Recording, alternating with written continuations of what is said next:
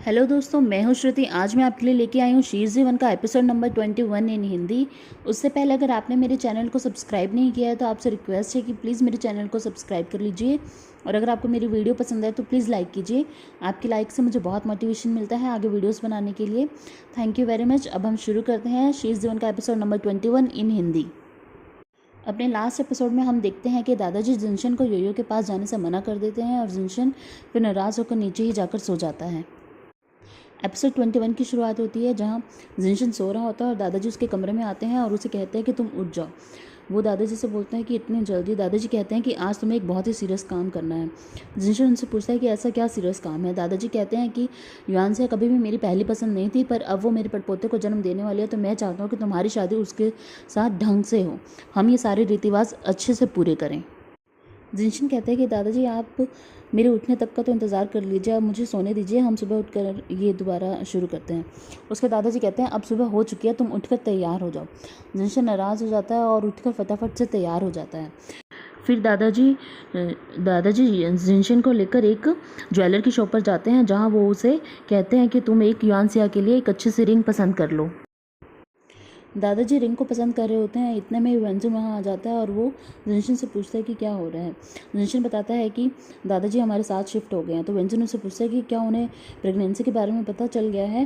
जिनशन कहता है कि नहीं, अभी उन्हें नहीं पता चला है। फिर जिनशन दादाजी के पास जाकर बैठता है और कोई रिंग पसंद करता है। फिर दादाजी उससे कहते हैं कि तुम इतनी जल्दी और इतनी आसान तरीके से ये रिंग कैसे पसंद कर सकते हो, तुम्हें एक बहुत ही अच्छी रिंग अपनी सेरेमनी के लिए पसंद करनी चाहिए। फिर दादाजी और जिनशन को वो ज्वेलर एक बहुत ही अच्छी रिंग दिखाता है और एक बहुत ही अच्छा नेकलेस दिखाता है, जिसे देखकर दादाजी भी खुश हो जाते हैं और वो कहते हैं कि हाँ, मैं यही लूँगा, इसे ही पैक कर दीजिए। जिनशन दादाजी को बोलता है कि हम नेकलेस क्यों ले रहे हैं। दादाजी कहते हैं कि मेरे पास पैसे हैं, मेरी जो मर्जी मैं जो मर्जी खरीदूँ, तुम्हें इससे कोई मतलब नहीं होना चाहिए। उसके बाद दादाजी जिनशन को रिसोर्ट्स की फ़ोटो दिखाते। दादाजी जिनशन से कहते हैं कि तुम एक अच्छा सा रिसोर्ट पसंद कर लो जहाँ तुम यान योयो को अपनी मैरिज के लिए प्रपोज करोगे। दादाजी उसे बहुत सारी फ़ोटोज़ दिखाते हैं। फिर जिनशन उनमें से कोई एक पसंद करके बता देता है। उसके बाद दादाजी जिनशन और वेंजन के साथ शॉपिंग के लिए निकल जाता है और वहाँ बहुत सारी चीज़ें खरीद ले आते हैं युआन सिया के लिए, मतलब युआन योयो के लिए। तो फिर वो दोनों घर आकर सामान यान योयो को दिखाते हैं। तो यान योयो कहते हैं कि मुझे नहीं पता था कि दादाजी को भी शॉपिंग का इतना शौक है, मुझे लगा लड़कियां ये सब पसंद करती हैं। इतने में दादाजी वहाँ आ जाते हैं उस नेकलेस को लेकर जो उन्होंने वहाँ से ख़रीदा होता है ज्वेलर की शॉप से। योयो उस नेकलेस को खोल के देखती है और वो देखती है कि ये तो बहुत ही महंगा है। तो वो दादाजी से पूछती है कि इसकी क्या ज़रूरत थी। दादाजी कहते हैं अब तुम ह्यूमन फैमिली की बहू हो तो तुम्हें इन सब चीज़ों की आदत डाल लेनी चाहिए। उधर विंसन भी शरण के लिए गिफ्ट लेकर आता है और वो शरण को वो गिफ्ट देता है। वो शरण को गिफ्ट में एक म्यूज़िक बॉक्स देखता है, जिसे देखकर शरण बहुत खुश हो जाती है और वो उसे कहते हैं कि आओ तुम अंदर आ जाओ, चलो कॉफ़ी लेते हैं। शरण जैसे ही कॉफ़ी बनाकर लाती है वो गलती से वेंजन के पेन पर वो कॉफ़ी गिरा देती है और खुद के कपड़ों पर भी गिरा लेती है। वेंजन उसे कहते हैं कि तुमने अपने कपड़ों पर भी कॉफ़ी गिरा ली है, तुम एक काम करो, तुम नहा कर आओ, मैं ये सब कुछ साफ़ कर दूंगा। जब तक शरण नहा के आती है तब तक वेंजन ये सब चीज़ें साफ़ कर देता है, पूरे घर की सफाई कर देता है। इधर शरण बहुत ही खुश होती है और वो सोचती है कि आज उनके बीच में कुछ रिलेशंस बन सकते हैं। तो वो एक बहुत ही अच्छे से तैयार होती है एक सेक्सी नाइटी पहनकर, और वो अपने आप से बहुत ही ज़्यादा एक्सपेक्ट कर रही होती है। और जैसे ही वो ऐसे कपड़े पहनकर व्यंजन के सामने जाती है तो व्यंजन उसे देखता है कि शरण तुमने थोड़े कम कपड़े पहने हुए हैं। तो वो अपना कोट उतार कर शरण को पहना देता है। इधर जिनशन दादाजी के पास आता है और उनसे कहता है कि दादाजी मैं आपसे कुछ कहना चाहता हूँ, पर आप मुझसे प्रॉमिस कीजिए कि आप इस बात का बुरा नहीं मानेंगे। दादाजी कहते हैं क्या ये बात युआन सिया के बारे में है। जिनशन कहता है कि आपको कैसे पता। दादाजी कहते हैं कि तुम चिंता मत करो, मैं उससे बुरा व्यवहार नहीं करूँगा, मैं बस ये चाहता हूँ वो मेरे पड़पोते को अच्छे से जन्म दे दे, फिर मैं W+S के कुछ शेयर्स भी उसके नाम पर कर दूंगा। जिनशन कहते हैं कि मैं ये नहीं चाहता, जो मैं आपको बताने वाला हूँ वो थोड़ा सा कॉम्प्लिकेटेड है, मुझे ये भी नहीं पता कि मैं कहाँ से शुरुआत करूँ। तो दादाजी कहते हैं फिर तुम तब तक रुक जाओ जब तक तुम्हें पता ना चले कि तुम्हें कहाँ से शुरुआत करनी है, और तब तक के लिए तुम मेरे पड़पोते का अच्छे से ध्यान रखो। अगर मेरे पड़पोते को कुछ भी हुआ तो मैं तुम दोनों को नहीं छोड़ूंगा। तो जिनशन कहते हैं कि आप उस बच्चे के बारे में इतना सोचते हो। दादाजी कहते हैं कि हाँ, एक वही मेरी होप बचा है, अब तुम तो मेरी बात मानते नहीं हो, तो अब मैं बस उसका इंतज़ार करता हूँ ताकि वो आए और मेरी बात को माने। उधर शुजे बार में अकेला बैठकर शराब पी रहा होता है और वो याद करता है कि हाँ, यूशिया ने उसे एक फ़ोटो दिखाई थी जिसमें वेन लेंगे और युआनसिया एक साथ थे। और वह ये सोचता है कि वेन लेंगे मेरे साथ इतने टाइम से ड्रिंक कर रहा है और उसने मुझे एक बार भी नहीं बताया कि वो वही इंसान है जिसे युआनसिया पसंद करती है। इतनी देर में वेन लेंगे भी बार में आ जाता है और वो उससे पूछता है कि तुम अकेले क्यों ड्रिंक करते हो। उसे देखते ही शुजे उसे एक मुक्का मारता है और वो जाकर साइड में गिर जाता है। फिर वो उसे कहते हैं कि तुमने मुझसे झूठ क्यों बोला, तुमने कितने बार मुझसे झूठ बोला। फिर वो वेनलेंगे को उसके और युआनसिया की फ़ोटो दिखाता है। शुजे वेनलेंगे को कहता है कि तुमने जानबूझकर मेरा पीछा किया ताकि मैं तुम्हारा और युआनसिया के रिश्ते को ना तोड़ दूँ। वेनलेंगे से कहता है कि हाँ, मैंने जानबूझकर तुम्हारा पीछा किया, मैं नहीं चाहता कि कोई भी पर्सन युआनसिया को तंग करे। शुजे कहता है युआनसिया को अगर कोई तंग कर रहा है तो वो मैं नहीं, वो तुम हो। तुमने मेरे साथ अपने भाई का भी पागल बनाया है। शुजे वेनलेंगे को कहता है कि तुम्हें यकीन था ना कि मैं अगर मुझे सच पता चल गया तो मैं युआनसिया को अपने साथ ले जाऊंगा।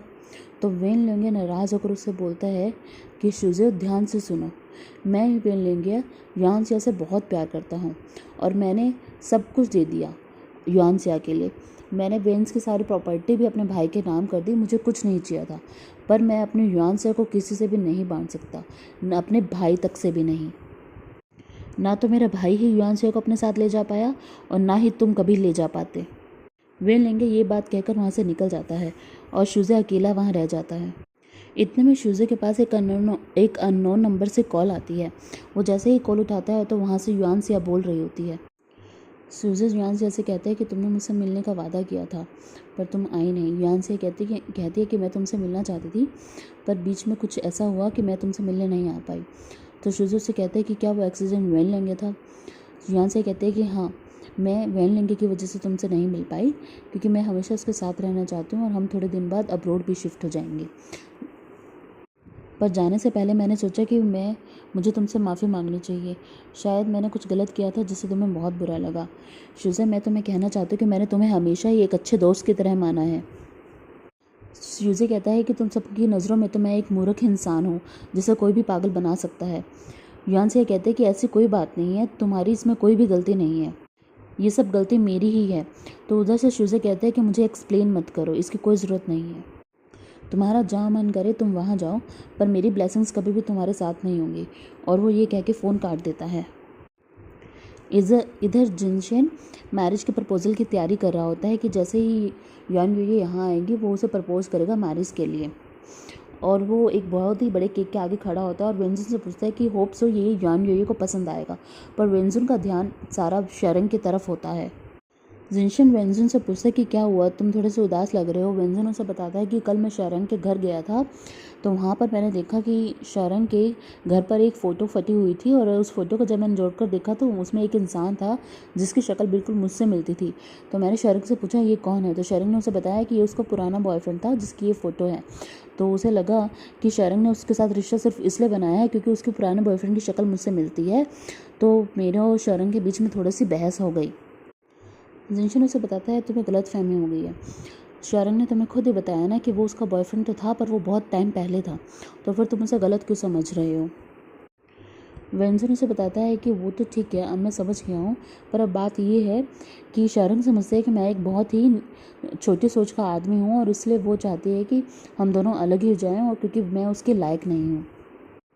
जिनशन कहता है कि मैं तुम्हारी मदद करता हूँ। जिनशन शरंग को कहता है कि शरंग, युआन युई आने ही वाली है, तुम एक काम करो, वेंजुन और तुम बाहर जाकर खड़े हो जाओ और युआन युई को यहाँ पर ले आओ। युई कैब से रिसोर्ट में आ ही रही होती है कि तभी उसे युआनसिया का फ़ोन आता है। युआनसिया उसे कहती है कि तुम अभी घर चली जाओ और अभी मत आना, मैं रात को तुमसे मिलती हूँ। युई उसे कहते हैं कि पर आज तो कुछ स्पेशल दिन है।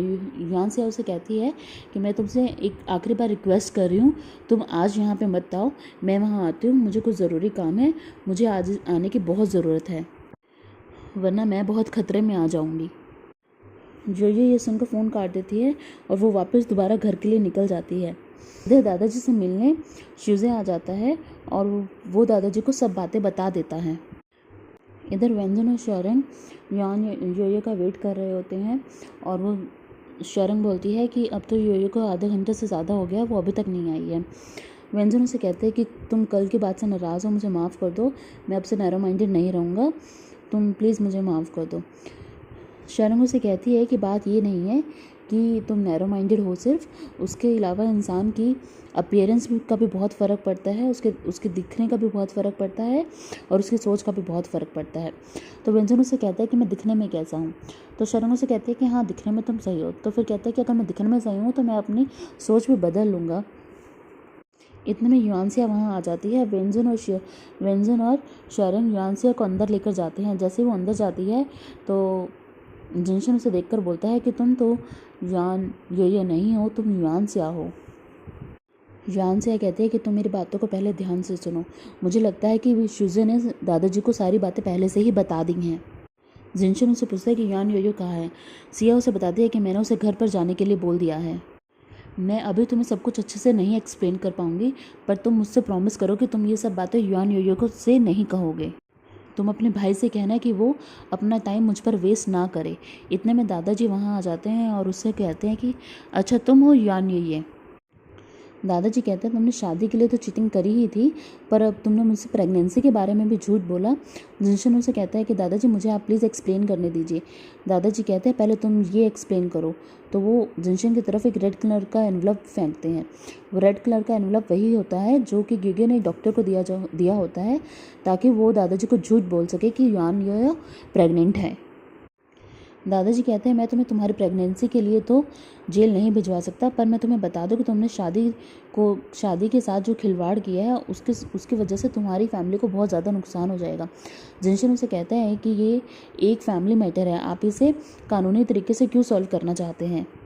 दादाजी कहते हैं कि तुम्हारे पास बस 2 ही तरीके हैं। एक तरीका तो ये है कि हम तुम लोगों को कोर्ट में घसीट कर ले जाएं और तब तक तुम्हें तंग करते रहें जब तक तुम लोग बैंकक्रप्ट ना हो जाए, और दूसरा तरीका ये है कि तुम खुद ही यहाँ से चले जाओ जिनशन की लाइफ से, तो मैं तुम्हें और तुम्हारी फैमिली मेम्बर्स को छोड़ दूंगा। जिनशन दादाजी पर गुस्सा करने ही वाला होता है कि युआनसिया उसे रोक लेती है। फिर दादाजी उस डॉक्टर को भी डांट लगाते हैं जिन्होंने युआन योयो की प्रेगनेंसी के बारे में बताया था। दादाजी से कहते हैं कि तुम डॉक्टर होकर भी ऐसे काम करते हो, तुमने मुझसे झूठ बोला उसकी प्रेगनेंसी के बारे में। डॉक्टर कहता है कि मैंने कोई भी झूठ नहीं बोला। तो दादाजी कहते हैं कि अगर ऐसी बात है तो तुमने गिगी से पैसे ही क्यों लिए थे। वो उन्हें कहते हैं कि तुमने मुझसे झूठ बोला और अब तुम यहाँ से चले जाओ। तो डॉक्टर वहाँ से चला जाता है। फिर दादाजी जिनशन से कहता है कि जब से वो लड़की तुम्हारी लाइफ में आई है तुमने बिल्कुल ही सोचना बंद कर दिया है। तुम ये समझ लो कि तुम्हारे लिए जो भी कुछ है मैं हूँ। तुम उस लड़की को भूल जाओ, तुम मुझसे कभी बात नहीं करोगे। जिनशन कहते हैं कि आप मुझ पर ये अपना हुक्म थोपना क्यों चाहते हैं। दादाजी कहते हैं कि मैं तुम्हें गलती करने से रोकना चाहता हूँ। मैं ये भी नहीं चाहता कि तुम्हारी वजह से कंपनी को भी कोई नुकसान हो। तुम हमेशा से एक आज्ञाकारी बच्चे की तरह रहे हो, पर अब तुम बदलते जा रहे हो। जिनशन गुस्से में कहते हैं कि हाँ, मैं हमेशा से ही चाहता था कि मेरी लाइफ मैं अपने तरीके से जी सकूं, पर मैंने कभी ऐसा नहीं किया, पर अब बहुत ज़्यादा हो गया है। वो ये कहकर वहाँ से निकल जाता है। फिर जिनशन फ़ोन लगाकर अपने भाई वेनलेंगे को एक बार में बुलाता है जहाँ पर शुजे पहले से ही मौजूद होता है और ड्रिंक कर रहा होता है। वेनलेंगे आते ही शुजे के ऊपर हमला कर देता है और जिनशन उसे रोकता है। वेनलेंगे शिजू को गुस्से में कहता है कि तुम्हें पता है कि तुम्हारी हरकतों की वजह से क्या हुआ है। युआनसिया को ये शहर छोड़कर जाना पड़ा क्योंकि दादाजी ने उससे कहा था। शुजी कहता है कि अब मैंने ऐसा क्या किया है। वेनलेंगे उसे कहता है कि तुम्हें पता भी है दादाजी युआन योयो को बाहर भेजने वाले थे, इस शहर से बाहर भेजने वाले थे, पर युआनसिया ने आकर उसे रोक लिया और युआन योयो के बजाय खुद वहाँ पर खड़ी हो गई और दादाजी ने उसे हमेशा के लिए बाहर भेज दिया है। शुजी कहता है कि इसमें मेरी कोई गलती नहीं है, तुमने ही युआनसिया को ये सब करने के लिए मजबूर किया था। वेनलेंगे उस पर दोबारा गुस्सा करने ही वाला होता है कि जिनशन उसे रोक लेता है और उसे कहते हैं कि भैया आप कुछ ड्रिंक ले आइए, हमें थोड़ा आराम से बैठकर बात करनी होगी। तो जिनशन और शुजे वहाँ बैठ जाते हैं और वेनलेंगे वहाँ पर उन सब के लिए ड्रिंक लेकर आता है। शुजे उसे कहता है कि ये सब मेरी ही गलती थी, मैंने गुस्से में जाकर ये सब कर दिया, मुझे ऐसा नहीं करना चाहिए था, मुझे दादाजी को नहीं बताना चाहिए था। फिर जिनशन ये कह के वहाँ से चला जाता है कि मुझे कुछ ज़रूरी काम याद आ गया, मैं यहाँ से जाता हूँ। शुजे वेनलेंगे को सॉरी बोलता है। वेनलेंगे से कहता है कि मुझे ये बुरा नहीं लग रहा कि मेरे साथ क्या हुआ, मुझे ये बुरा लग रहा है कि युआनसिया के साथ हुआ, युआनसिया के साथ बहुत बुरा हुआ है। उधर दूसरी तरफ दिखाते हैं कि दादाजी ने येशुआ को अपने घर बुलाया है उससे बात करने के लिए। फिर दादाजी और येशुआ आपस में बात करते हैं, पर सीन वहीं ख़त्म कर देते हैं। अगले दिन दिखाते हैं कि युआन योयो अपने मदर के घर होती है और वहाँ जिनशन भी पहुँच जाता है। योयो जिनशन से पूछते हैं कि मेरी बहन कहाँ है। जिनशन उसे बताता है कि युआनसिया ने कहा है कि तुमने बहुत ही अच्छा काम किया। योयो हैरान होकर कहती है कि मैंने बहुत अच्छा काम किया। वो उससे पूछते हैं कि युआनसिया है कहाँ। तो जिनशन उससे कहता है कि वो जहाँ पे भी है मेरा भाई उसका ध्यान रखेगा, तुम चिंता मत करो। ये कहते हैं ये सब तो ठीक है, पर वो मुझे वापस कब बुलाएगी।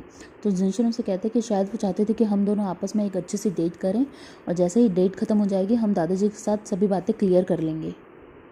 फिर योयो और जिनशन बाहर निकलते हैं और जिनशन से कहते हैं कि मुझे भूख लगी है, चलो हम इस रेस्टोरेंट में खाना खाते हैं। तो योयो से कहते हैं कि मैं इस रेस्टोरेंट में पहले काम करती थी, हम अंदर जाएंगे पर तुम्हें हो सकता है जेलसी फील हो, अगर तुम्हें ठीक लगे तो हम चलते हैं। जिनशन कहते हैं कि ऐसी कोई बात नहीं है, चलो हम चलते हैं अंदर, मुझे कोई दिक्कत नहीं होगी।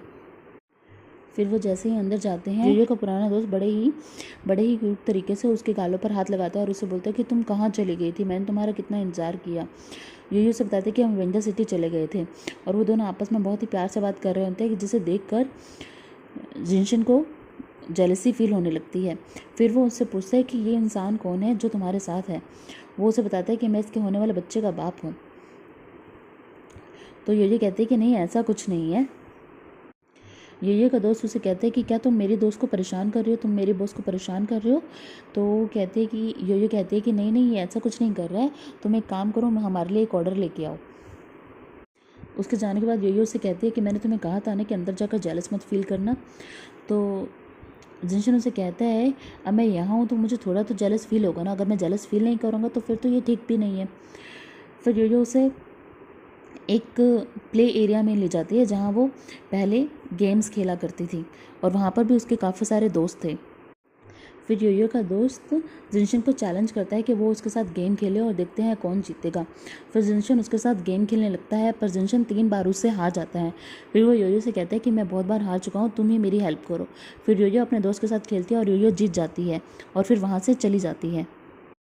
फिर योयो जिनशन को एक ब्रिज पर लेके आती है और वो उसे बताती है कि तुम्हें ध्यान है, मैंने तुम्हें एक बार एक ब्रिज के बारे में बताया था।